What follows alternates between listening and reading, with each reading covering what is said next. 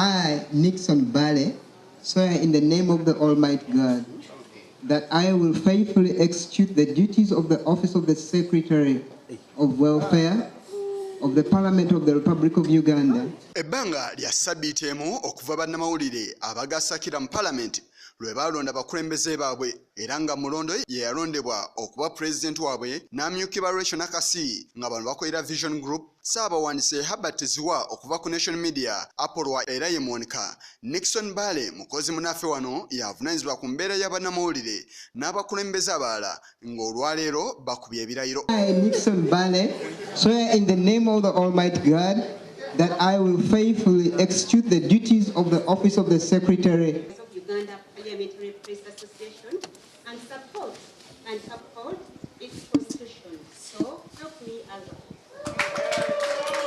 I, Asozi Nasa, swear in the name of Almighty Allah, solemnly affirm that I will faithfully execute the duties of office of representative online. Omukwiza w'ekikolo gwanga olukulu REBBECA KADAGA yabadde omugenyi omukulu ku mukolo guno oguyindidde mu Parliament era yeebazizza obukulembeze obukadde olw'okukola obuteebalira era n'abajjukiza okutuukiza obuvunaanyizibwa obw'ebirayiro bye bakubye. Some people think an oath is just an oath, but it's a public acceptance of responsibility, and you have to live by the oath you have taken. So it's really not just saying that, I swore and I spoke very good English, but, how are you going to fulfill that oath? Abakulembeze abalala babaddewo kwe kuli abakiise mu kikolo gwanga olukulu ab'enjawulo abakulembeze b'abannamawulire mu ggwanga lyonna aba Uganda Journalists Association wuja mu bufunze n'abalala eyaliko minisita w'empisa n'obuntulamu James Nsababutuulo naye talutumidde mwana era nga naye taviiridde yaawo. You need to have a bigger picture of what you stand for, what your interests are as the fraternity of professional journalists. Bale y'omu ku bakozi ba Channel 44 abaze okubeera nga baweereza bannamawulire omwaka guno. Eyasooka yali Issa Kigongo ngono y'omu ku abo bakulembera ekibiina ekya bannamawulire bonna mu ggwanga ekya Uganda Journalists Association. Ye Nixon Bale omugezi alondeddwa okubeera omukulembeze akwasaganya ensonga z'abannamawulire mu Parliament. Okusinziira ku Nixon yandibanga alina ebirooto eby'enjawulo by'alina eri bannamawulire. Nixon, obuyinza obukwatiddwa obukuweereddwa butegeeza ati gy'oli era ogenda butuukiriza otya? Obuyinza obumpeereddwa bweyamu eri bannamawulire okulaba nga tubaweereza. Bannamawulire tulina okusosowaza ensonga zaabwe nga bwe nnondeddwa okubeera welfare kano ke kaseera okuweereza bannamawulire. Nabasuubiza nti nze ngenda kubeera omuntu atandikira mu kisenge paka.